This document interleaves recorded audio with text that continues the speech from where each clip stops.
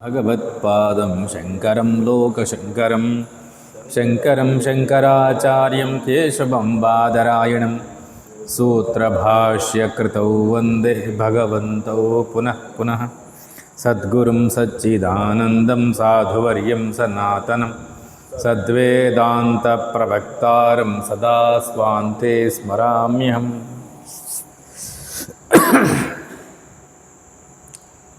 94వ పేజీలో తురీయాత్మ స్వరూపము, తురీయపాద రహస్యములు.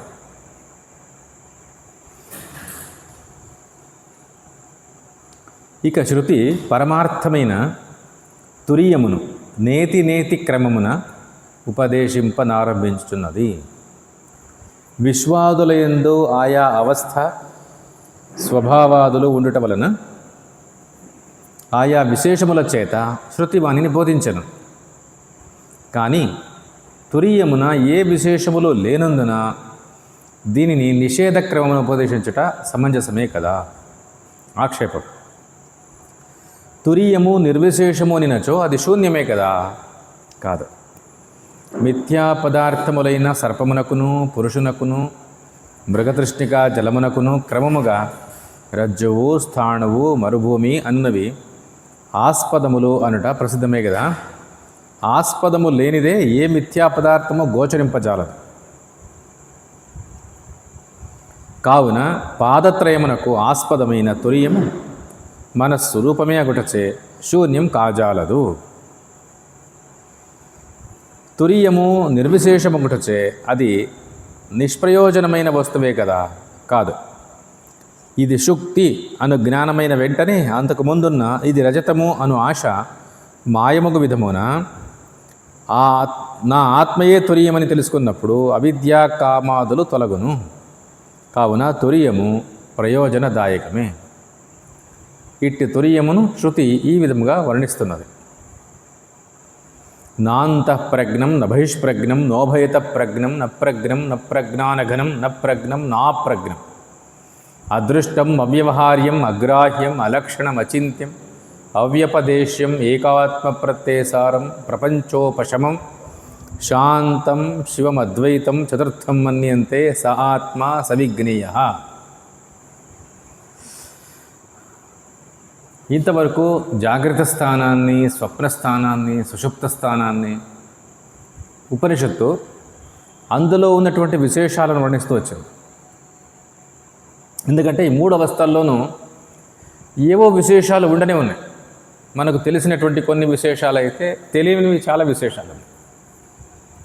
జాగ్రత్త స్థానంలో వైశ్వానరుడికి 7 అంగాలు ఉన్నాయని, 19 ముఖాలు ఉన్నాయని, బహిష్ప్రజ్ఞ కలిగినటువంటి వాడని, ఇట్లంతా విశేషణాలు ఉన్నాయి. అదేవిధంగానే తైజస్సునికి కూడా వైశ్వానరుడికి సమానంగా ఏ అంగాలున్నాయో అంతఃప్రజ్ఞ గలవాడు ఎట్లా అవుతున్నాడో ఇదంతా కూడా వివరించారు. సుషుప్త స్థానాన్ని వర్ణించేటప్పుడు 2 మంత్రాలతో అక్కడ ఏ విశేషము లేకున్నా జాగ్రత్త దృష్టితే కల్పితమైనటువంటి అనేక రకాల సూక్ష్మ స్థితులు, బీజాలు అక్కడ ఉన్నాయని అదే సుషుప్తాత్మక ఉపాధిని వర్ణిస్తూ వచ్చారు. ఏష సర్వేశ్వర సర్వజ్ఞ అంటూ దాన్ని అభివర్ణించింది ఉపనిషత్తు. కారికాకారులు కూడా ఈ విచారాన్ని తీసుకుని కారణకార్య ప్రక్రియను వివరిస్తూ వచ్చారు. ఎందుకంటే సృష్టి ఆ రోజుల్లో ఇంకా ఎవరెవరు ఏ రకంగా కల్పించి ఉండిరి, వీటన్నిటి యొక్క తాత్పర్యమేమి, వేదాంతులు ఏ సృష్టి క్రమాన్ని ఒప్పుకున్నారు, ఇదంతా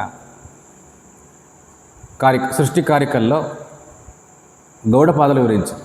దీని తర్వాత ఇప్పుడు తురీయ స్వరూపాన్ని చెప్తా ఉంది ఉపనిషత్తు.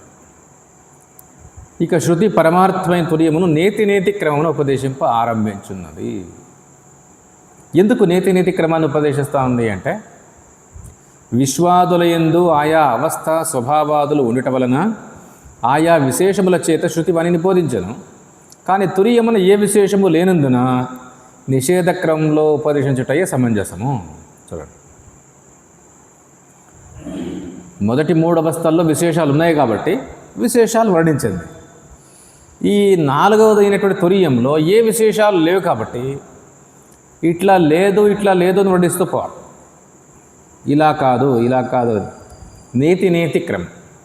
అథాత ఆదేశో నేతి నేతి నేత్యన్యత్ పరమస్తి అని ఉపనిషత్తు అంటుంది. పరమార్థాన్ని నిరపేక్షంగా వర్ణించేటప్పుడు ఈ క్రమం తప్ప వేరే క్రమంతో చెప్పలేము అని. ఇక్కడ ఒక ఆక్షేపం తీసుకుంటున్నారు. తురియము నిర్విశేషము అంటారు కదా, అంటే శూన్యమే కదా అని. ఇది ఒక ప్రశ్న. ఎందుకంటే ఇవన్నీ విశేషాలతో కూడినటువంటివి, జాగ్రత్త, స్వప్నము, సుషుప్తి ఇవన్నీ కూడా. తురియము నిర్విశేషము అన్నప్పుడు, నిర్విశేషం అంటే ఏమి? వెంటనే మనకు స్ఫురించేది ఏమి అంటే అక్కడ ఏమి లేదు అని అర్థం. విశేషాలు ఏమీ లేవు అంటే అయితే శూన్యమవుతుంది కదా. దీని సమాధానం చెప్తున్నారు, ఇది శూన్యం కాదు.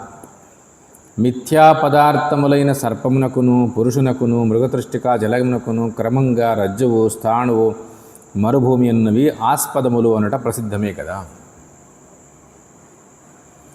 ఎందుకంటే మసక చీకట్లో పాము కనిపిస్తూ ఉంది అంటే పగ్గమును ఆస్పదంగా పెట్టుకొని పాము కనిపిస్తూ ఉంది. అక్కడ ఏం లేనిది ఏదో ఒక వస్తువు కనిపించదు.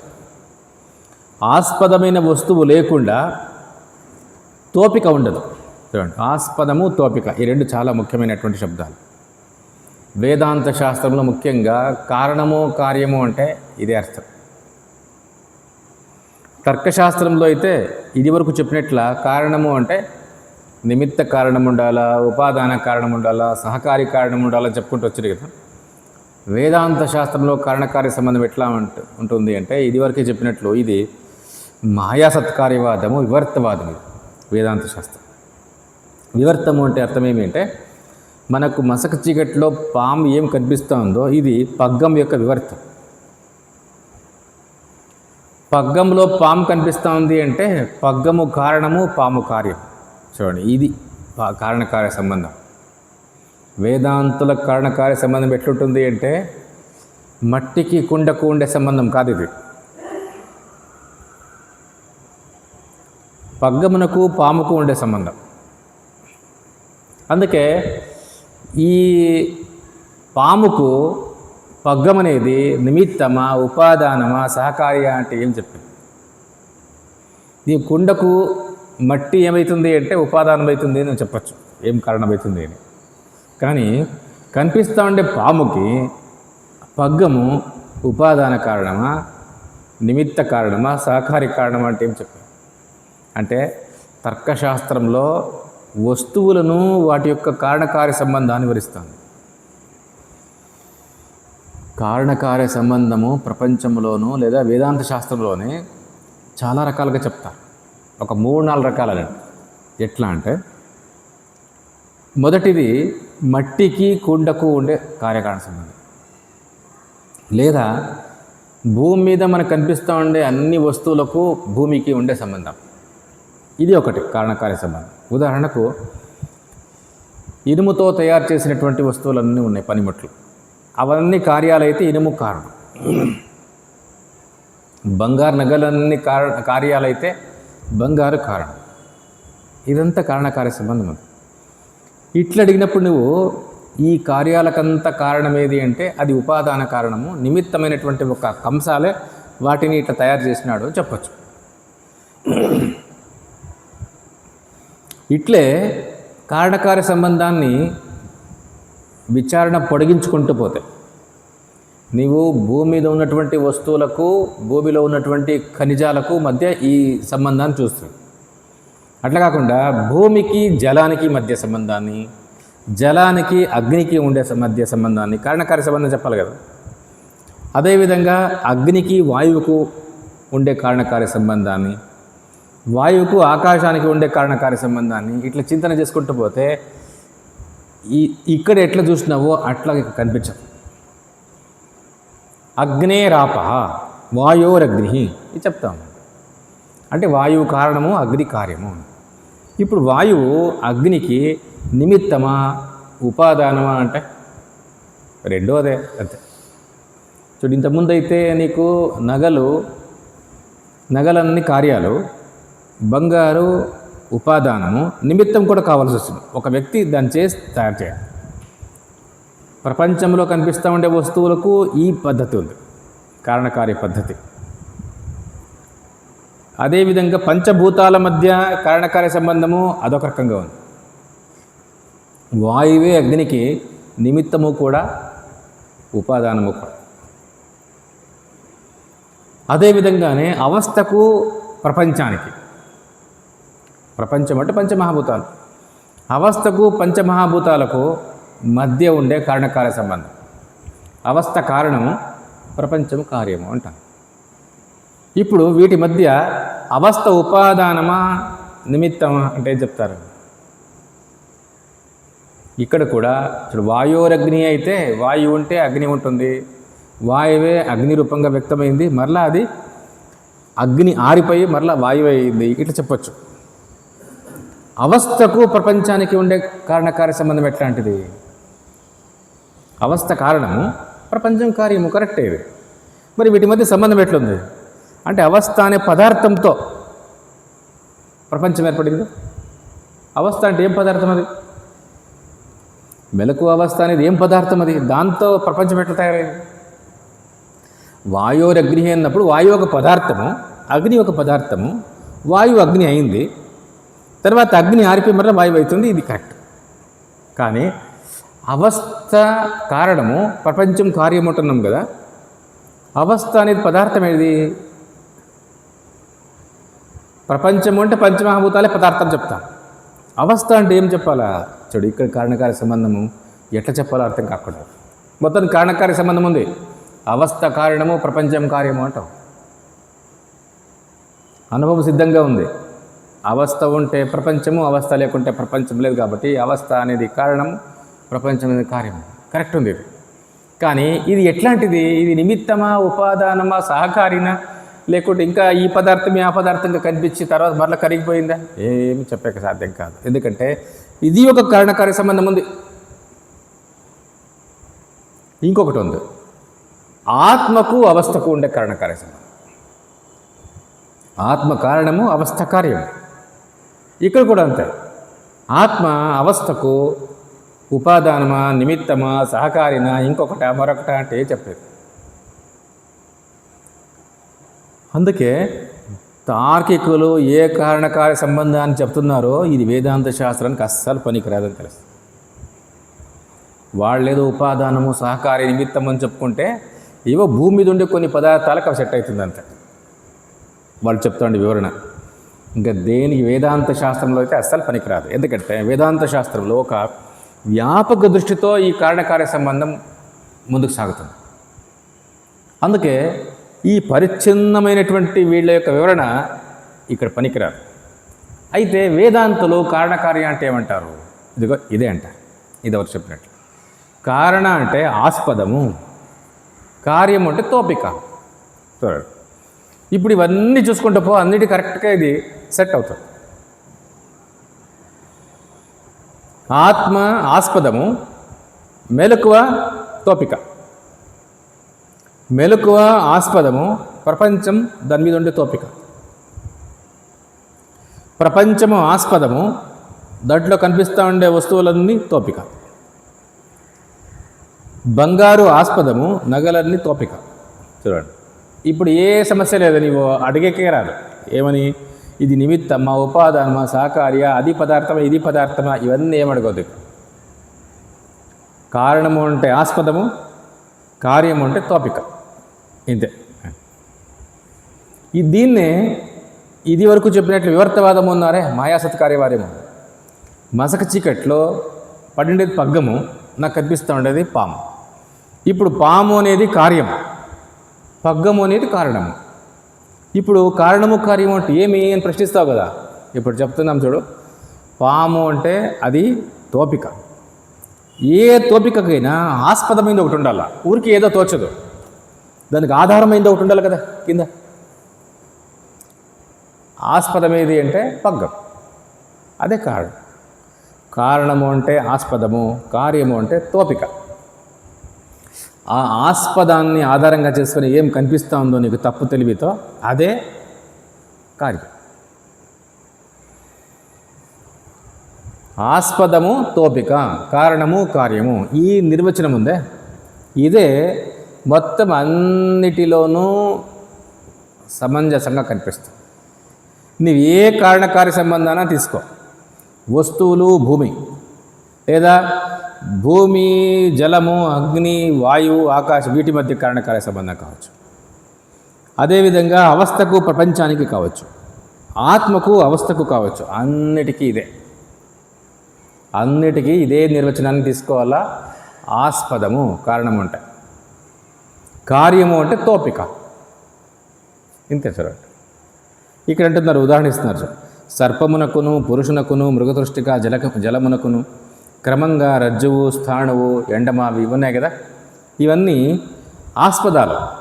సర్పమునకు రజ్జువు ఆస్పదము, సర్పము కార్యం తోపిక. పురుషుడు స్థాణు పురుష న్యాయము అంటాం కదా. ఒక చెట్టును సగానికి నరికేసిట్టారు, దాన్ని మసక చికెట్లో చూస్తే ఒక మనిషి నిలబడ్డాడు కనిపిస్తాడు, ఒక మనిషి పురుషుడు. దీని అంటారు స్థాణ పురుష న్యాయము అని. ఇప్పుడు అట్లున్నప్పుడు వాస్తవమేమి ఆస్పదము? స్థాణువు. కనిపిస్తూ ఉండేది ఏది? పురుషుడు తోపిక. అది కారణము, ఇది కార్యం. ఇప్పుడు కారణానికి కార్యానికి మధ్య ఏం సంబంధం ఉంది? ఏమీ లేదు. నీ తప్పు తెలివి నీ సంబంధం అంత.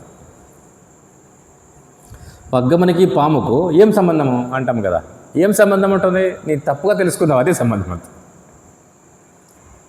వేదాంత శాస్త్రం చెప్తుండే నిర్వచనం ఉంది కదా, ఇది సార్వత్రికము, అత్యంత సరళం కూడా.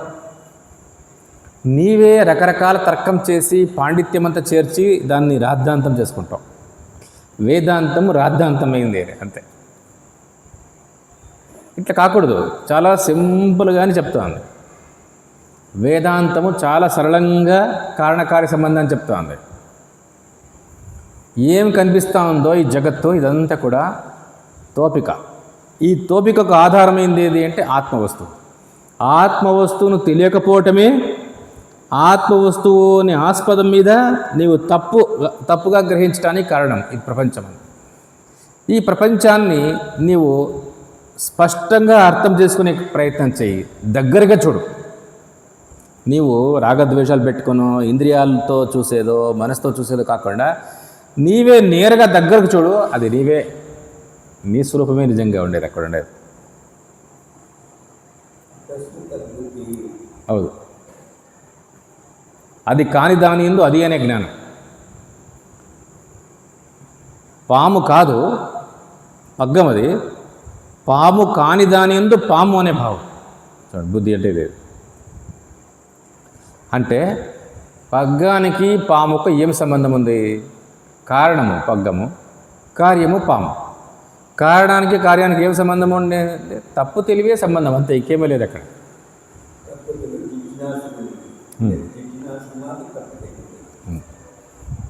కారణానికి కార్యానికి మధ్య తప్పు తెలివే సంబంధం, అంతే తప్ప దాంట్లో నుంచి ఈ పదార్థం ఏదన్నా ఒక కణం కూడా తయారు కాదు. ఎట్లయితే మట్టియే కుండ అయింది అన్నప్పుడు మట్టి యొక్క కణము కూడా కుండగా తయారవుతుంది అని చెప్పుకుంటాము, అట్లా ఇది కాలేదు. పగ్గానికి పాముకు ఎక్కడ సంబంధం లేదు. అదర్థం. అణుమాత్రేణాపి నస సంబధ్యతే. చూడండి, అణుమాత్రేణాపి స నసంబధ్యతే. శంకరాచార్యులు సూత్రభాష్య ప్రారంభంలో ఉంటారు. చూడయ్యా, దానికి దీనికి ఏది ఆస్పదమో, ఏది తోపికయో, వీటి మధ్య అణుమాత్రం కూడా సంబంధం లేదు. నీ తప్పు తెలివే సంబంధం, అంతే.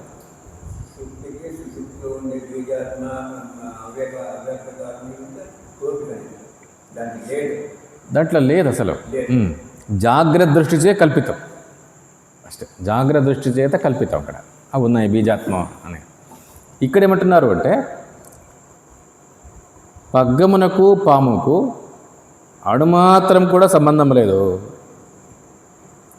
పగ్గము పాము కాజాలదు ఎప్పుడు కూడా, ఎప్పుడు కాలేదు. మరి పాము అనుకుంటున్నావు కదా, అనుకుంటున్నావు ఎప్పుడు. ఏంది ఇది పోవాలంటే ఏం చేయాలంటే నీ దగ్గరగా చూడు, అర్థం చేసుకో. ఏం పాము కనిపిస్తుందో దానికి భయపడి పారిపోవద్దు. దానికి ఆస్పదం ఏదైనా ఉందా అని చూడు, టార్చ్ లైట్ వేసుకొని చూడు, జ్ఞానం అనే వెలుతురులో చూడు. పగ్గం అది అంతే. పగ్గానికి పాముకు ఏ సంబంధం లేదు, నీ తప్పు తెలివే సంబంధం అంతే. పగ్గము తెలియకపోవటమే పాముగా కనిపించటానికి కారణం. పగ్గము తెలియకపోవటమే అది పాముగా కల్పించటానికి కారణం. అంటే ఏమంటారు, పగ్గము యొక్క అగ్రహణమే తప్పు తెలివికి, పాముని తప్పు తెలివికి కారణం. అగ్రహణము తప్పు తెలివికి కారణము ఇది. అగ్రహణం ಅಂದರೆ అజ్ఞాన, అజ్ఞానమే తప్పు తెలివికి కారణం. అధ్యాసకు కారణమేమి అంటే అగ్రహణము. దేని అగ్రహణము? పగ్గం యొక్క అగ్రహణమే తప్పుగా కనిపిస్తూ ఉండే పాము తెలివికి, అంటే తప్పు తెలివికి, అధ్యాసకు కారణము. ఇక్కడ అగ్రహణము కారణము, తప్పు తెలివి కార్యం అని చెప్పచ్చు. ఈ విషయంలో మాత్రమే. నిజంగా శంకరాచార్యులు తప్పు తెలివికి కారణం చెప్పలేదు. ఎందుకు తప్పు తెలివి ఏర్పడింది? ఆత్మయందు జగత్తు అని తప్పు తెలివి ఏర్పడింది కదా. ఇది ఎట్లా ఏర్పడింది అంటే శంకరాచార్యులు దానికి, ఆ తప్పు తెలివికి కారణాన్ని చెప్పలేదు. ఎందుకు కారణాన్ని చెప్పలేదు ఒక ప్రశ్న. చెప్పొచ్చు కదా, అధ్యాస తర్వాతే కారణకార్య సంబంధం అంతా వస్తుంది. అందుకే నీవు తప్పుగా తెలుసుకున్న తర్వాత ఇప్పుడు వెతుకుతావు. నీవు నీ బుద్ధితో తర్కిస్తూ కారణమేది, కార్యమేది, కారణమేది, కార్యమేది వెతుకుతూ పోతావు. అందుకే కారణకార్యాన్ని అడగటం కూడా వ్యవహారమే. ఈ సమస్త వ్యవహారానికి కూడా అధ్యాసే కారణం. అధ్యాస క్షేత్రం లోపల నీవు మధ్యలో నిలబడి కారణం కార్యం అడుగుతున్నావు. అందుకే దీనికి కారణాన్ని వెతకకపోకూడదు అని ఈ మాట చెప్పటానికే ఈ అధ్యాస నైసర్గిక అంట. శంకరాచార్యుల భాష ఇది. నైసర్గిక అంటే సృష్టి సహజంగా ఉందప్ప. నీకు కారణాన్ని నీవు అడిగితే ఇది చెప్పొచ్చు. ఎందుకు నేను పగ్గమును పాముగా తెలుసుకున్నాను అంటే, పగ్గము తెలియకుండా ఉన్నప్పుడు దాన్ని తప్పుగా అర్థం చేసుకున్నాము. అందుకనే తప్పు తెలివికి తెలియక వస్తువు యొక్క, అంటే నిజ వస్తువును తెలియకపోవటమే కారణమవుతుంది. ఇంత చెప్పచ్చు. ఇది పగ్గముకు పాముకు పొందుతుంది.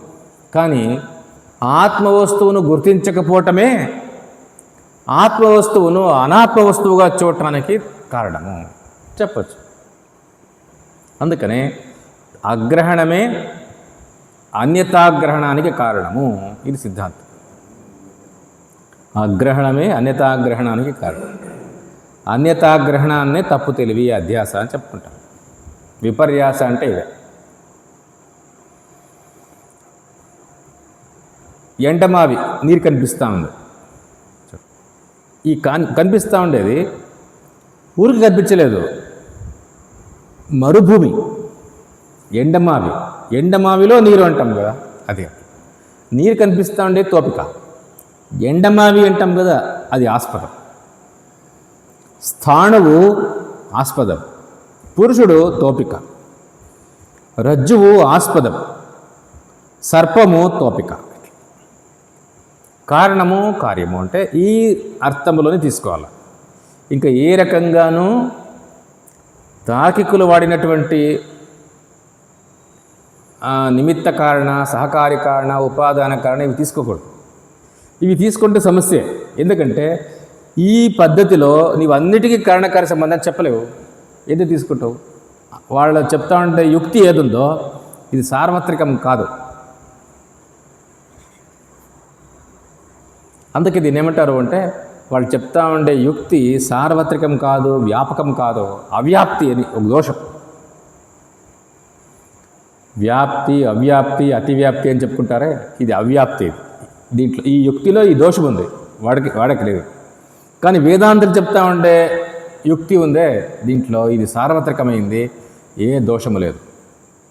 వేదాంతులు ఏమంటున్నారు అంటే ఆస్పదాన్నే కారణం అంటున్నారు, తోపికనే కార్యం అంటున్నారు. బంగారు నగలన్నీ కూడా నీకు తోపికలు అంతే. ఆస్పదమైన వస్తువు ఇది బంగారే అంతే.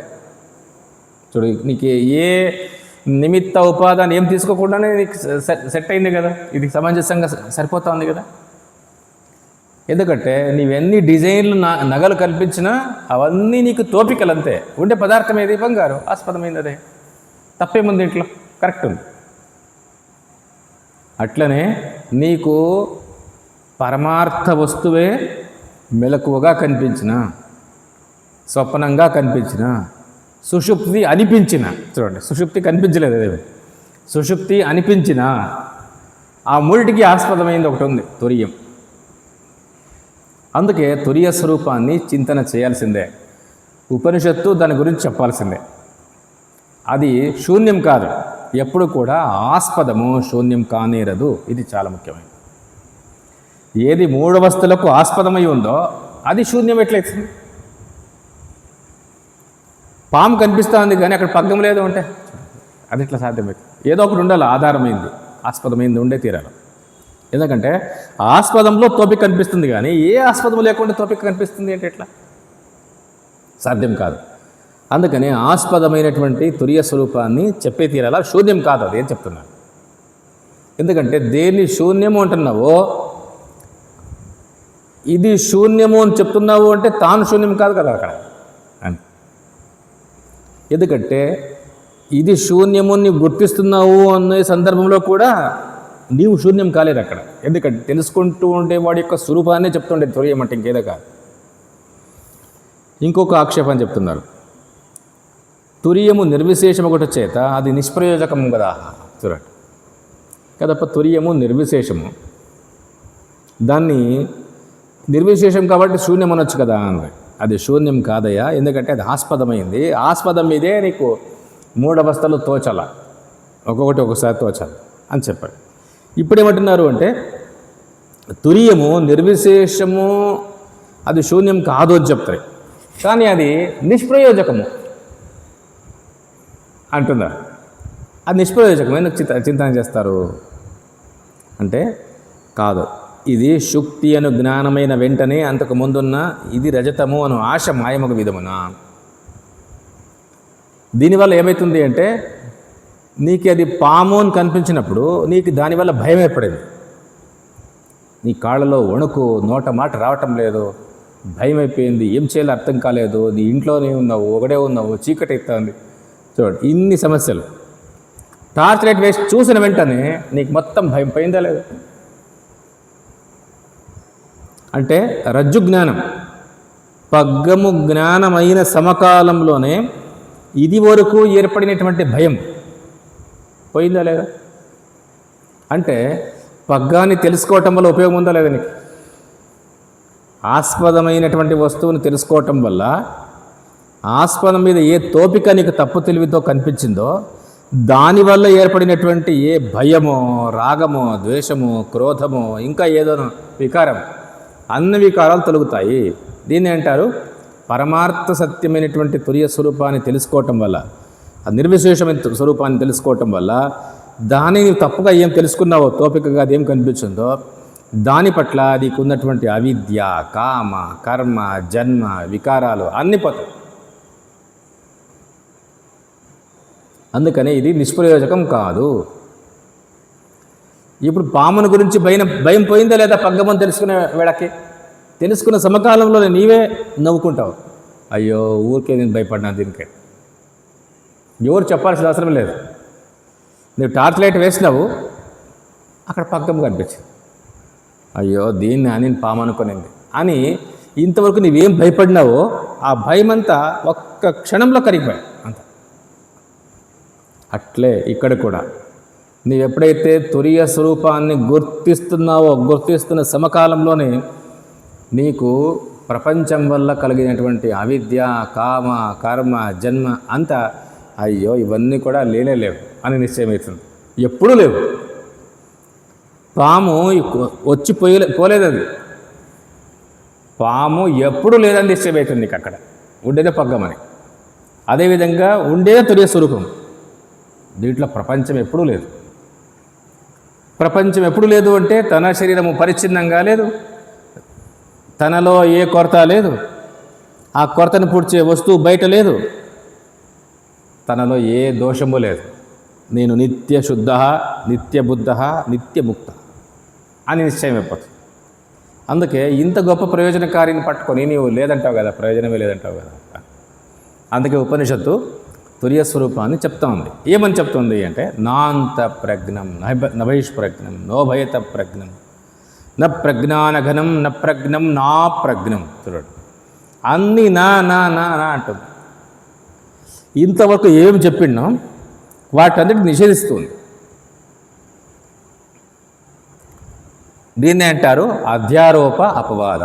అది ఇదొక పద్ధతి. అదృష్టం, అవ్యవహార్యం, అగ్రాహ్యం, అలక్షణం, అచింత్యం, అవ్యపదేశ్యం, ఏకాత్మ ప్రత్యసారం. చూడండి, ఇక్కడంతా ఏమి ఆ అని ప్రారంభం. ఇంతవరకు నా నా నా అని ప్రారంభమయ్యి తర్వాత ఆ. అదృష్టం, అవ్యవహార్యం, అగ్రాహ్యం, అలక్షణం, అచింత్యం, అవ్యపదేశ్యం. చివర్లో మరలా ఏకాత్మ ప్రత్యసారం, శాంతం, ప్రపంచోపశమం, శివం, అద్వైతం, చతుర్థం. స ఆత్మ స విజ్ఞేయ. ప్రతి శబ్దము కూడా ఎంతగా అది నిరాకరిస్తూ చెప్పినా అది శబ్దమే. ఆ శబ్దములో ఎంతో కొంత అధ్యారోపణ ఉండే తీరుతుంది. ఇది తప్పదు. ప్రతి శబ్దంలోనూ అధ్యారోపణ ఉంటుంది, అపవాదం ఉంటుంది. చివరికి మళ్ళా సవిజ్ఞేయ అని చూడండి. అదే దాన్ని తెలుసుకోవాల్సిందే. అదే అందుకే తెలుసుకుంటా ఉండేది. నీవు దాన్ని తెలుసుకునేది ఏంటి అర్థమేమి? జ్ఞేయం యత్తత్ ప్రవక్ష్యామి యజ్ఞాత్వా అమృతమశ్నతే అనాదిమత్ పరం బ్రహ్మ నసత్తన్ ఆసదుచ్చతే. పరమాత్మ, నేను జ్ఞేయాన్ని చెప్తాను విను అని అర్జునుడి దగ్గర. చెప్పప్పా, ఏం చెప్తావు చూస్తాము అంటే, ఆ సత్తు కాదు, అసత్తు కాదు. జ్ఞేయం యత్ తత్ ప్రవక్ష్యామి యజ్ఞాత్వా అమృతమశ్నతే. దేని తెలుసుకుంటే అమృతత్వమే లభిస్తుందో దాన్ని చెప్తాను. మరి ఏమది? నసత్తన్ ఆసదుచ్చతే. అది ఉండేది కాదో లేది కాదు పోదు. అట్లంటే ఏమి చూడ అర్థం కాలేదు. అంటే జ్ఞేయము అనే మాట చూడండి. తత్వాన్ని చెప్పేటప్పుడు జ్ఞేయం. ఉపనిషత్తుల్లో పరమార్థ వస్తువును జ్ఞేయమని, ఇంకో చోట మహాజ్ఞేయం అంటారు. నారాయణం మహాజ్ఞేయం విశ్వాత్మ అని. అక్కడ దీన్ని మహాజ్ఞేయం అని. పరమార్థ వస్తువుని తెలుసుకోవాలా. తర్వాత అది తెలుసుకునేది కాదు, తెలుసుకునేవాడి యొక్క స్వరూపం అది. అది చూడాడు అప్పుడు. అది జ్ఞేయం కాదు, జ్ఞాత అని చెప్పారు. అది జ్ఞాత కాదు, జ్ఞాత యొక్క నిజస్వరూపమే. జ్ఞాతృత్వం కూడా నీకు జ్ఞాన కరణాల యొక్క తాదాత్మ్యంతో వచ్చేదే కానీ జ్ఞాతృత్వము నీ సహజ స్వభావం కాదు. చూడు, అన్నీ మొదట పరమార్థాన్ని పొందాలా అంటుంది ఉపనిషత్తు. అది పొందేది కాదప్ప తెలుసుకోవాలి. అది తెలుసుకునేది కాదు, తెలుసుకునేవాడు అంటుంది. తెలుసుకునేవాడు కాదు, తెలివే దాని స్వరూపం. చూడండి, ఎందుకు ఇట్లా అవునప్పా. ఇది ఇట్లా చెప్పే పద్ధతి ఉంది కదా, దీన్ని ఏమంటారు అంటే అధ్యారోపవాదం. మొదట పొందాలా, పరమ పురుషార్థాన్ని ఏం చేయాలా? పొందాలా. చూడు, పొందాలా అని. పొందాలా అంటే మనం ఏం చేస్తాము? ఓ అయితే ఏమో ప్రయత్నం చేయాలా? అట్లేం లేదు, తెలుసుకోవాలి అంతే. ఎందుకంటే పొందాలా అంటే నువ్వేం చేస్తావు? ప్రయత్నాలతోనో భావనతోనే పొందాలని ప్రయత్నం చేస్తావు. ప్రయత్నాలకు భావాలకు దొరకదు. అయితే జ్ఞానానికి దొరుకుతుంది కాబట్టి అది జ్ఞేయం. ఓ అయితే పొందేది కాదు, తెలుసుకునేది అంతే. అయితే తెలుసుకోవచ్చు దాన్ని. అట్టలేదు. ఎందుకంటే తెలుసుకునేవాడి యొక్క స్వరూపం అది. కాబట్టి అది జ్ఞేయం కాదు, జ్ఞాత. నీవు జ్ఞాత కావాలంటే జ్ఞాన కరణాల్లో తాదాత్మ్య బుద్ధి ఉంటే నీవు జ్ఞాత అవుతావు. కర్మేంద్రియాలు తాదాత్మ్య బుద్ధి ఉంటే కర్త అవుతావు. అంతఃకరణంలో తాదాత్మ్య బుద్ధి ఉంటే భోక్త అవుతావు. ఇట్లా. అందుకే అది జ్ఞాత కూడా కాదు. మరేమి? జ్ఞాత యొక్క నిజస్వరూపం, సాక్షితత్వం అని మనల్ని అంతర్ముఖులు చేసుకుంటూ పోతుంది తన బోధతో. ఇక్కడ కూడా అంతే. ప్రతి వాక్యం, ప్రతి శబ్దం కూడా మనకు పరమార్థ వస్తువు మీద ఉన్నటువంటి ఒక వికల్పాన్ని తీసేస్తూ పోతుంది. ఇంతవరకు ఉపనిషత్తే అధ్యారోపణ చేసిండే, అవన్నీ నిరాకరిస్తూ వస్తుంది. ఈ పద్ధతితోనే పరమార్థం అర్థమవుతుంది. ఇది ముఖ్యమైనది. ఇక్కడ మంత్రార్థం చెప్తున్నారు. అంతఃప్రజ్ఞుడు కానీ, బహిష్ప్రజ్ఞుడు కానీ, ఉభయప్రజ్ఞుడు కానీ, ప్రజ్ఞాన ఘనుడు కానీ, ప్రజ్ఞయు కానీ, అప్రజ్ఞయు కానీ, అదృశ్యమైన, అవ్యవహారమైన, అగ్రాహ్యమైన, అలక్షణమైన, అచింత్యమైన, అవ్యపదేశమైన, ఏకాత్మ ప్రత్యయసారమైన, ప్రపంచోపశమస్వరూపమైన, శాంతమైన, శివస్వరూపమైన అద్వైతమును నాలుగవది అని తలుతరు. అదే ఆత్మ, దాన్నే తెలుసుకునేవాళ్ళని. మంత్ర రహస్యములు తురియ మంత్రార్థం వివరించండి. మొదట నాంతఃప్రజ్ఞం నబహిష్ప్రజ్ఞం అనగా అంతర్బహిష్ప్రజ్ఞలో లేనివాడు సుషుప్తి దృష్టితే చూడ తురీయమైన శుద్ధ చైతన్యమున ఉపాధులు ఏవియునూ లేనందున అతడు అంతర్బహిష్ప్రజ్ఞ లేనివాడని శృతి ఆత్మయందు విశ్వ తైజసులు నిషేధించను.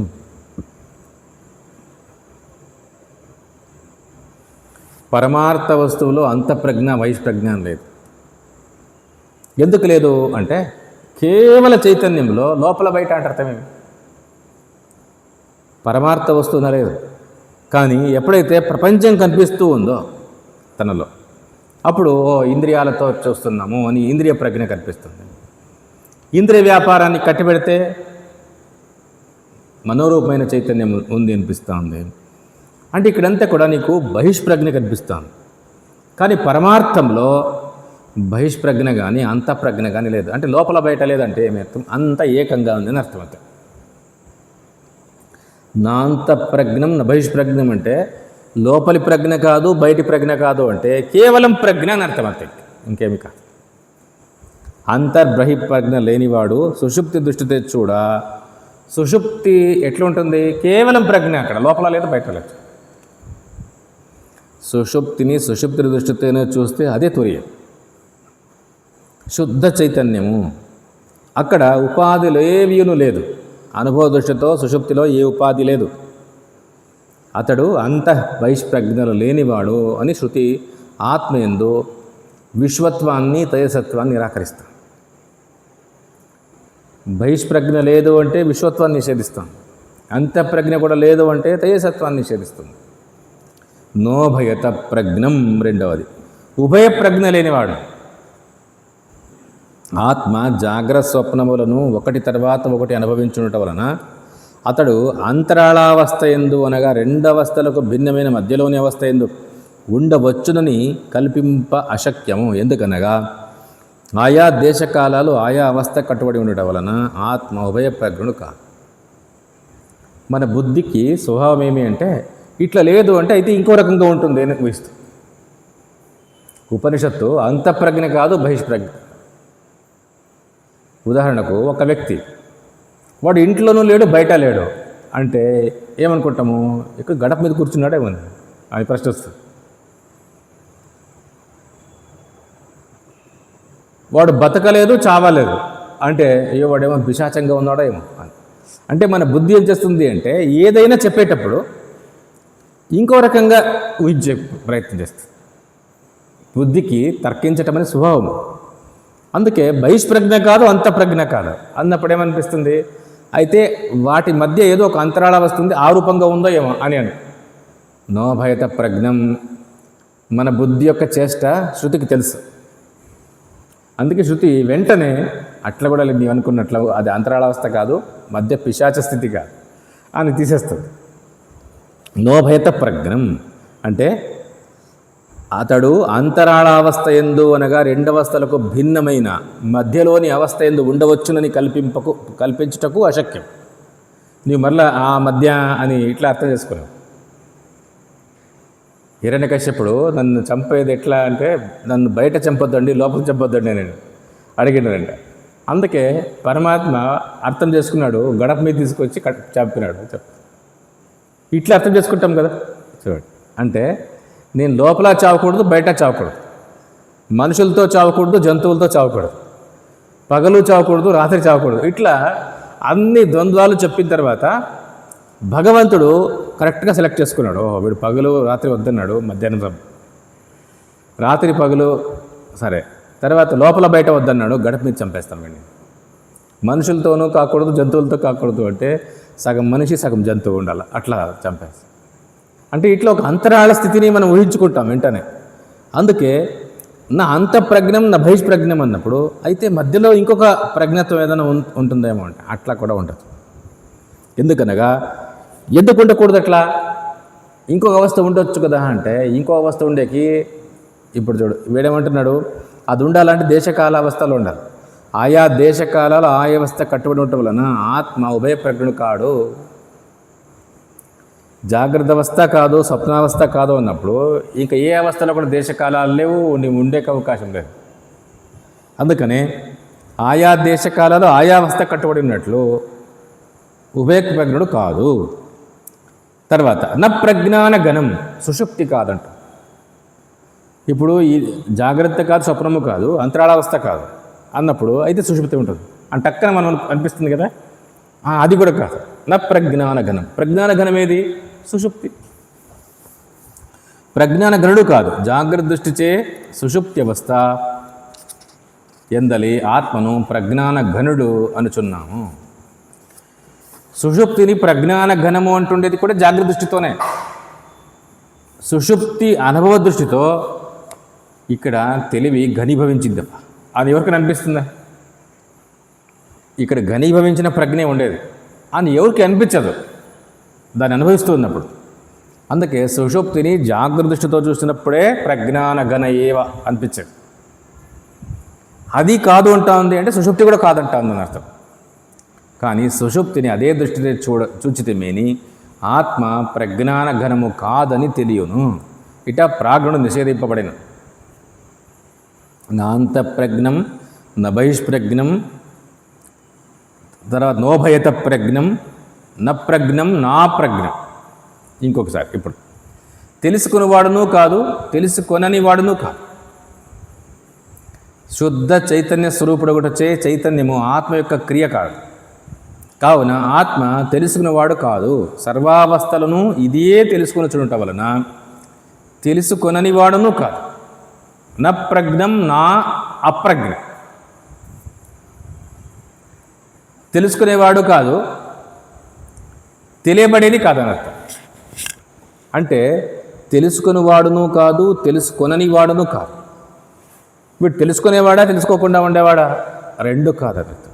ఎందుకు అంటే తెలుసుకునేవాడు అంటే అది క్రియ కాదు, తెలుసుకొనని వాడు అంటే అది కాదు. వాడు ఎప్పుడు తెలుసుకుంటూ ఉండేది వాడి స్వభావం. సామాన్యంగా జాగ్రత్తలో మన బుద్ధి ఏం చేస్తుంది అంటే వాడు తెలుసుకుంటున్నాడు అంటే క్రియ చేస్తున్నాడు అని అర్థం. అట్లా క్రియ దాంట్లో లేదు. అంటే తెలుసుకునేవాడు కాదు, క్రియ చేసేవాడు కాదు. పోనీ తెలుసుకోకుండా ఉన్నాడా? అట్లా కూడా లేదు. తెలివివాడు స్వరూపం కాబట్టి తెలుసుకోకుండా ఉండేవాడు అని చెప్పి సత్యం. అందుకే రెండు రకాలుగా కాడు, నా ప్రజ్ఞం నా అప్రజ్ఞం. శుద్ధ చైతన్య స్వరూపుడు చేత చైతన్యము ఆత్మ యొక్క క్రియ కాదు. ఆత్మ తెలుసుకుంటున్నాడు అంటే క్రియ కాదు, అది వాడి స్వరూపం, స్వభావం. సూర్యుడు ప్రకాశిస్తున్నాడు అంటే అది సూర్యుడి యొక్క స్వభావము. సూర్యుడు చేస్తాడే క్రియ కాదు ప్రకాశించటం అనేది. అట్లా ఇక్కడ కూడా కావున ఆత్మ తెలుసుకునేవాడు కాదు, ఎందుకంటే క్రియ లేదు. సర్వావస్థలను ఇదే తెలుసుకుని చూడటం వలన తెలుసుకుని వాడును కాదు. ఐదవది నా ప్రజ్ఞం నా ప్రజ్ఞం అదృష్టం, చూడబడువాడు కాదు అంటే దృష్టం కాదు. ఆత్మ నిత్య విషయి దృక్ అగుట చేత మరి యొక్క వస్తువుకు విషయం కాజాలదు. ఎప్పుడు దేనికి విషయం కాదన్నర్థం. అదృష్టం ఎత్తదృశ్యమ గ్రాహ్యమ గోత్ర అవర్ణం అని చెప్పేటప్పుడు అదృశ్యం ఉంది కదా, అదృశ్యం అని అర్థం. అంటే దేనికి దృశ్యం కాదు. నీవు పరమాత్మను విచారించాలంటే మొదట నువ్వేమనుకుంటావు? పరమాత్మను చూడొచ్చేమో అనుకుంటావు. చూడు, మొదట నీ కల్పనే తప్పదు. ఎప్పుడు కూడా దేనికి దృశ్యం కాదు. నీ ఇంద్రియాలకు దృశ్యం కాదు, నీ మనస్సుకు దృశ్యం కాదు, నీకు దృశ్యం కాదు, ఎప్పుడు కాదు. దృశ్యము కాదు అంటే దృక్ స్వరూపం అని అర్థం. దేనికి దృశ్యం కాకుండా ఉండే వస్తువు అదృష్టం.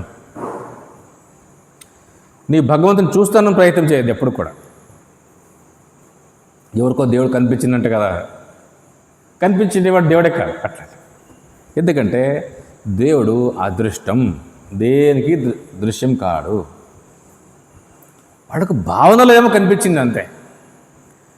ఎందుకంటే పరమార్థ వస్తువు ఒక రూపాన్ని దాల్చి కనిపించింది, కంటికి కనిపించాలా, మనసు కనిపించాలంటే ఇవే పెద్దవైతాయి. కన్ను మనసే పెద్దవైపోతాయి. ఎందుకంటే దృశ్యం కంటే దృక్కే గొప్ప.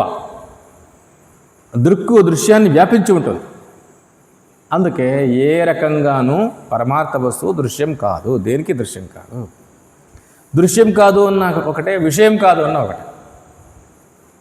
అదృష్టం అవ్యవహార్యం, వ్యవహారాతీతమైంది.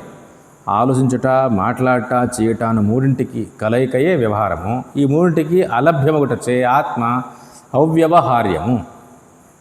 వ్యవహారము అంటే సామాన్యంగా ప్రత్యయ, వ్యపదేశ, ప్రవృత్తి, నివృత్తి. శంకరాచార్యులు ఈ మూడు కలిపి వ్యవహారము అంటారు.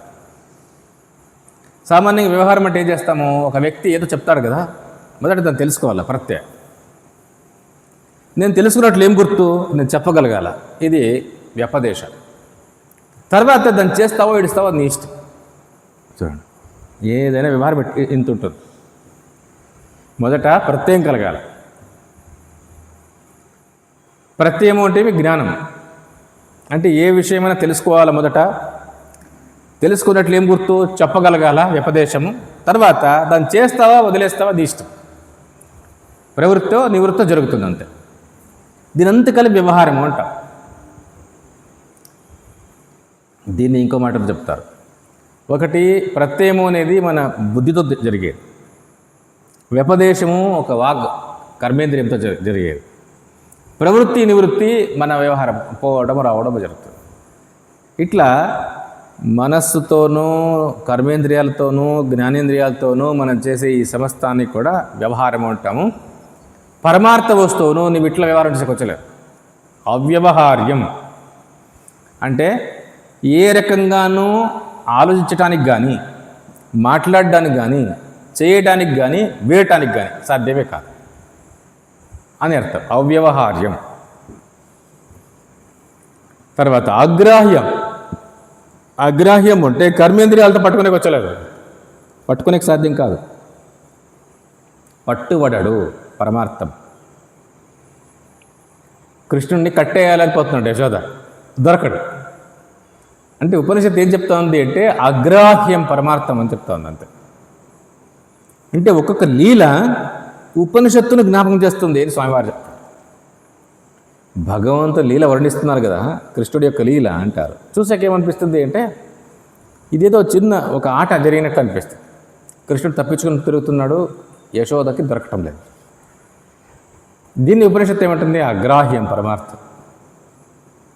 కృష్ణుడిలోనే సమస్త బ్రహ్మాండము కనిపిస్తుంది. చూడండి, ఇది అంటే ఒక్కొక్కటి కూడా ఒక్కొక్క లీల ఏం కనిపిస్తూ ఉందో ఆ లీలలో ఉపనిషత్ చెప్తా ఉండే వివరణ అక్కడ ఉంది అనర్థం.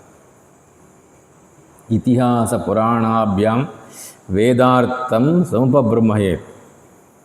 ఇతిహాస పురాణాల కథలతో వేదార్థాన్ని పుష్టిగొలుచుకోవాలట. ఇట్లా పుష్టి కాకపోతే ఏమైపోతుంది అంటే బిభేత్ అల్పశుతాద్వేద మామయం ప్రహరేదితి. వేదం భయపడుతుందంట, వీడిని చంపేస్తాడేమో అని. ఎందుకంటే వేదం ఏం చెప్తా ఉందో పురాణాలు కథారూపంగా చెప్తున్నాయి. కథారూపంగా తెలుసుకుంటే నీకు ఇంకా దృఢమవుతుంది. ఏ విషయమైనా కథారూపంగా గుర్తుంటే నీకు ఇంకా మంచి నిశ్చయం ఉంటుంది. అట్లా ఉపనిషత్తు అర్థమే పురాణ కథల్లో ఉంది అని నీవు తెలుసుకోకుండానే నీవు దానికి ఏమో అర్థం చెప్తానని పోతే వేదాన్ని చెప్పినట్లయితే ఇది అగ్రాహ్యం. అలక్షణం గుర్తు లేనిది అనగా అనుమాన ప్రమాణమునకు విషయము కానీ అప్రమేయుడు. అలక్షణం అంటే లక్షణాలతో వస్తువు నిర్ణయిస్తాం కదా. వస్తువు అంటే జ్ఞేయము, ప్రమేయము. ఇది లక్షణాలతోనూ ప్రమాణాలతోనూ సిద్ధం కావాలా అంటారే. లక్షణ ప్రమాణాభ్యాం వస్తుసిద్ధి అని. కానీ పరమార్థంలో అట్లా లక్షణం ఏమీ లేదు. నీవు వస్తుసిద్ధి చేయడానికి ఏ ప్రమాణం ఉపయోగించకరాదు. అందుకే ప్రమాణం ఉపయోగించక సాధ్యం కాదు కాబట్టి అది అప్రమేయం. అంటే అలక్షణం అంటే అప్రమేయం అని అర్థం. అచింత్యం, నీవు చింతన చేయటం సాధ్యం కాదు. అచింత్యము అంటే ఆలోచనకు లభించనిది కాబట్టి నీవు దాన్ని తర్కిస్తే ప్రయోజనం లేదు. అచింత్యా ఖలు ఏ భావా నతాంస్తర్కేణ యోజయేత్. అచింత్యమైనటువంటి తత్వాలను తర్కంతో కూర్చటానికి ప్రయత్నం చేయొద్దు అని అర్థం. కొన్ని అచింత్యమైనటువంటి భావాలు ఉన్నాయి. ఉదాహరణకు ఉత్తరాయణము అంటే ఈ కుతురు దిక్కుకుంటుందా అని ప్రశ్న వచ్చిందండి. ఉత్తరాయణ మార్గము ఇక్కడ ఇట్లా ఈ మార్గమా, దక్షిణాయన మార్గం ఈ మార్గమేనా? నీవేం చింతన చేసి ఏం చేస్తే సాధ్యమవుతుంది? అది ఎవరు చెప్పాలి? అది ఎవరికి సాధ్యం కాదు. అచింత్యా ఖలు ఏ భావా నతాగుం తర్కేణ యోజయే. నీ తర్కం చేస్తే సాధ్యం కాదు. అది ఉపనిషత్తు చెప్పింది, తెలుసుకుంటే. నీవు ఇదే ఉత్తరం ఇదే దక్షిణం అనుకుంటున్నావు కదా, ఇది భూమి మీద ఇట్లా అనుకుంటున్నావు. మన భూమికి ఎదురుగా ఉన్నటువంటి ఇంకో గోళం మీద వాళ్ళకి ఇది మరలా వేరే వేరే అవుతుంది. నీవు ఇదే ఉత్తరం అనుకుంటే ఎట్లా సాధ్యమవుతుంది? అందుకే ఎప్పుడు కూడా అచింత్యమైనటువంటి భావాలు ఏమున్నాయో వాటిని తర్కం చేసే పోకూడదు. శృతి చెప్పింది అంతే. స్వర్గం ఈడే ఉందా, ఇంకా చాలా దూరం, ఎట్లా నువ్వు ఏం చేస్తావు, ఏం తర్కించి నిర్ణయం చేసుకుంటావు? సాధ్యమే కాదు. అందుకే ఇదేమంటారు? అచింత్యం. చింతన చేసేకపోవద్దు, ఆలోచించకపోవద్దు అన్నట్టు. తర్వాత అవ్యపదేశం. వ్యపదేశం అంటే చెప్పగలిగేది, శబ్దాలచే తెలుపుటకు శక్యం కానిది. తురియ స్వరూపం ఏముందో ఇది ఏ శబ్దంతోనూ చెప్పం.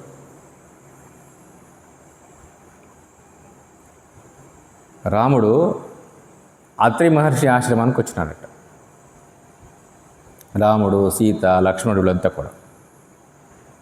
ఇంకా వీళ్ళతో పాటు అక్కడుండే రాజులు కూడా అక్కడక్కడ దగ్గరలో ఉండే వాళ్ళంతా చూసేకొచ్చుతారు.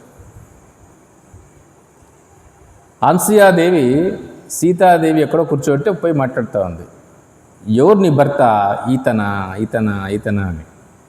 మొదట ఎవరో చూపిస్తే కాదా, ఇంకొకటి కాదా. చివరికి రాముని చూపించే వాళ్ళకు ఊరికైందట. అంటే అర్థమేమి? అతనే అని అర్థం. అంటే ఎక్కడ మాటలన్నీ సైలెంట్ అవుతాయో అదే ఆ వస్తువు అని అర్థం. అట్లా ఇక్కడ ఏమంటున్నారు అంటే అవ్యపదేశం. చెప్పడానికి సాధ్యం కాదు. ఉపనిషత్తు ఇది కాదు ఇది కాదు ఇది కాదని స్టాప్ అయిపోతుంది. ఇది అని చెప్పడం లేదు. నీకు అర్థమైంది కదా అంటే అవును అదే అర్థమైంది. చూడండి, అంటే ఏదేది నీవు నీ మీద తప్పుగా కల్పన చేసుకున్నావో అవన్నీ కాదు అని చెప్తుంది. నీవు మిగిలినవు అది నీవే, అంతే తెలుసుకోవాలి. ఇప్పుడు ఆత్మజ్ఞానాన్ని వేదం చెప్పినట్లు కాదు, అనాత్మజ్ఞానాన్ని నిరాకరించినట్లు అంతే వేదం. అందుకే శంకరాచార్యులు అంటారు వేదం కూడా అనాత్మ నిరాకరిస్తుందే కానీ ఆత్మను చెప్పటం లేదు. ఆత్మజ్ఞానము స్వయంగా నీకే కావాలంతే. అందుకే వేదము నిషేధముఖంగా ప్రమాణం ఆత్మవస్తుని తెలపటానికి, సాక్షాత్తుగా ప్రమాణం కాదు. ఎందుకంటే శబ్దాలతో చెప్పాలా, శబ్దాలతో సాధ్యం కాదు. అవ్యపదేశం అది అనర్థం. ఏకాత్మ ప్రత్యయ సారం. చూడండి, చాలా విలువైనటువంటి శబ్దం ఇది. ఆత్మ ఒక్కడే అను తెలివే సారముగా కలది. ఈ మాటను శంకరాచార్యులు వివరిస్తున్నారు. దీని రెండు ప్రకారాలుగా శంకరులు నిర్వచించారు. ఆత్మ ఒక్కడే అను తెలివే సారముగా కలదు. జాగ్రత్తాది అవస్థ యందు ఈ ఆత్మ ఒక్కటే అను ఎడతెగని జ్ఞానముచే తెలియదగినవాడు, లేక ఆత్మ అనబడు ప్రత్యయమొక్కటే ఏ తురియమును తెలుసుకున్నట్టుకు సారము అనగా ప్రమాణము, ఆ తురియమే ఏకాత్మ ప్రత్యయ సారము. ఆత్మ అవ్యవహార్యము, అచింత్యము, అవ్యపదేశమైనచో అది శూన్యమే కదా అను శంకను పరిహరించుటకై శృతి తురియము ఏకాత్మ ప్రత్యయ సారమని తెలిపెను. అనగా సర్వ అవస్థల యొక్క సారమే సాక్షి అయిన ఆత్మ. అవస్థాత్రయమందును సాక్షి అనుభవం ఒక్కటే కలదను అనుభవమును అనుసరించి చూచిన వెంటనే తాను తురియ స్వరూపుడుగా మిగులునని ఈ శబ్దం తెలుపుచున్నది.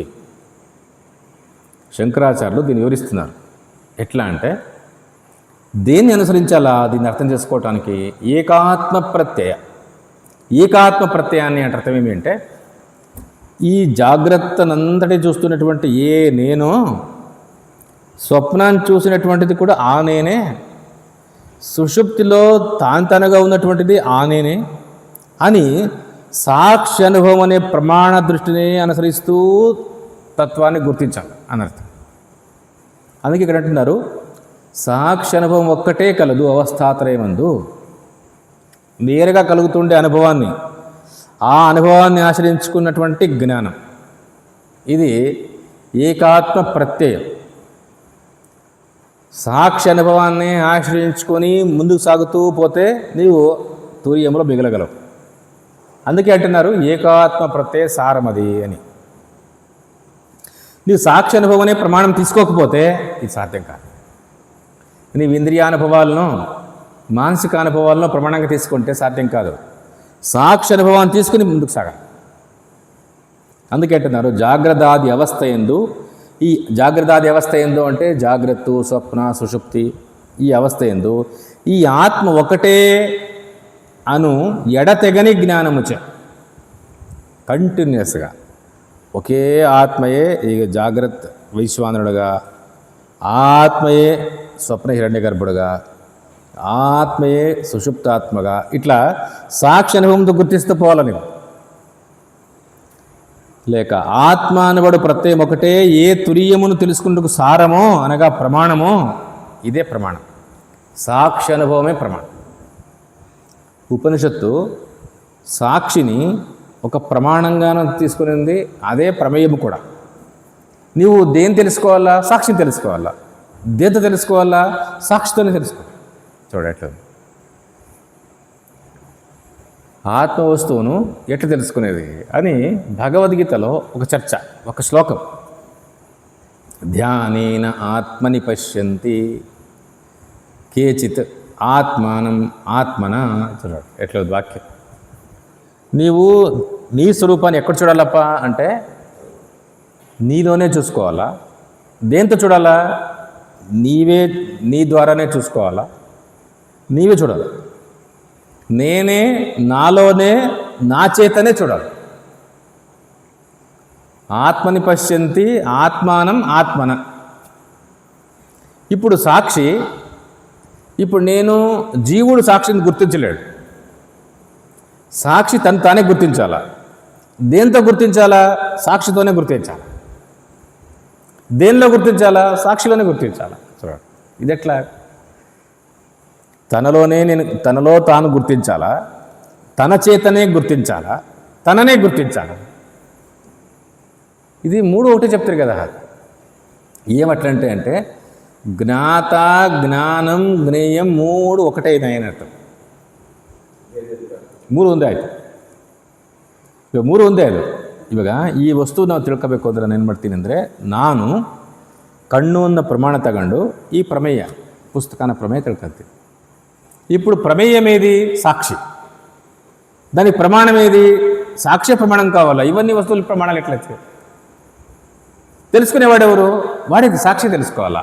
జీవుడు తెలుసుకునేకైతుందా? సాధ్యం కాదు కదా. ಲಾಭ ಅಂತಲ್ಲ, ಲಾಭ ಇಷ್ಟಕ್ಕೆ ಮುಂಚೆ ಹೇಳಿದಾರಲ್ಲ, ನಿಮ್ಗೆ ಅವಿದ್ಯಾ ಕಾಮಕರ್ಮ ಹೋಗೋದೇ ಲಾಭ. ఇప్పుడు ఆత్మ తాను తెలుసుకునేది అంటే ఎవరు తెలుసుకోవాలా? ఆత్మే తెలుసుకోవాలా. ఎవరు తెలుసుకోవాలా? తననే తెలుసుకోవాలా. దేంతో తెలుసుకోవాలా? తన చేతనే తెలుసుకోవాలి. అట్లా అందుకే ఉపనిషత్తు ఏం చేసింది అంటే ఆత్మనే డివైడ్ చేసి పేర్లు పెట్టింది. ఆత్మనే డివైడ్ చేసింది. ఎవరు తెలుసుకోవాలా? సాక్షిని తెలుసుకోవాలా. ఇదే ప్రమేయం. దేంతో తెలుసుకోవాలా? సాక్షి అనుభవంతో తెలుసుకోవాలా. చూడండి ఇదే సాక్షి అన్న సాక్షి అనుభవం ఒకటే. సాక్షి వేరు, సాక్షి అనుభవం వేరు కాదు. సాక్షియే అనుభవం. అట్లా సాక్షి అనుభవం అంటే సాక్షి యొక్క అనుభవం కాదు. సాక్షి అనుభవం అంటే నేరు అనుభవం అని అర్థం, అంతే అర్థం. సాక్షి యొక్క అనుభవం కాదు అది, సాక్షియే అనుభవం. మరి ఎందుకు దాన్ని అనుభవం సపరేట్ తీసుకున్నారు కదా అంటే ప్రమాణం. ప్రమేయం ఏది అంటే సాక్షి అన్నారు, ప్రమాణం ఏది సాక్షి అనుభవం. తెలుసుకునేవాడు తానే, నేనే తెలుసుకోవాలా. ఇట్లా ధ్యానేన ఆత్మని పశ్యంతి కేచిత్ ఆత్మానం ఆత్మన. ఈ మూడు మాటలు ఎట్లన్నా చూడండి. ఆత్మానం ఆత్మన పశ్యంతి. ಹೌದು. ಅಂದರೆ ಇಲ್ಲಿ ಏನು ಹೇಳ್ತಾ ಇದ್ದಾರೆ ಅಂದರೆ, ನಾವು ಒಂದು ವಸ್ತುವನ್ನ ತಿಳ್ಕೋಬೇಕು ಅಂದರೆ ಏನು ಮಾಡ್ತೀವಿ ಅಂದರೆ ಪ್ರಮಾಣದಿಂದ ತಿಳ್ಕೊತೀವಿ. ఇప్పుడు ఏ రంగును తెలుసుకోవాలంటే ఏం చేస్తాను నేను? రంగు అనేది ప్రమేయము, రంగును తెలుసుకోగలిగినటువంటి కన్ను దానికి ప్రమాణము, తెలుసుకునేవాడు నేను. ఈ మూడు ఉంటే వ్యవహారం జరుగుతుంది. ఆ రంగును తెలుసుకుంటున్నాను, కుర్చీ తెలుసుకున్నాను అని.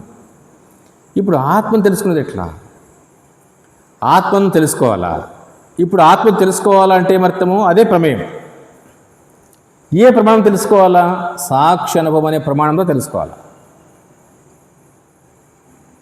ఆత్మ అన్న సాక్షి అనుభవం ఒకటే, కానీ ఉపనిషత్తు ఒక వ్యవహారాన్ని చూపిస్తోంది. ఇక్కడ ఒక వ్యవహారాన్ని అధ్యారోపణ చేస్తూ ఉంది.